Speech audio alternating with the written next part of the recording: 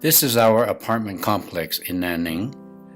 The complex itself has 15 high-rises from 13 stories to 25 stories.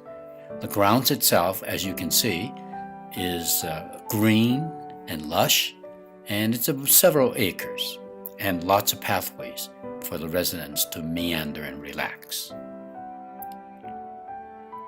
Apartments in China are sold, as in Europe, concrete shell only.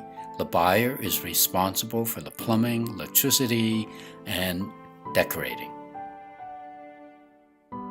A 45 square meter apartment, or around 480 square feet, would cost about 60,000 Canadian and another 15,000 for the rest. An 86 square meter apartment, about 1,600 square feet, would cost around $90,000 Canadian and another 20,000 to finish. There's no property tax in Nanning, and the fee for garbage pickup, keeping the park clean, so on, is $13 a month.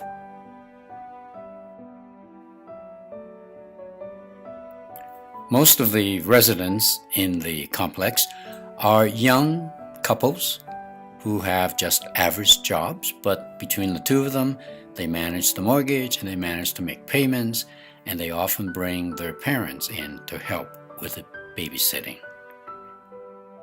So it's quite doable for most people.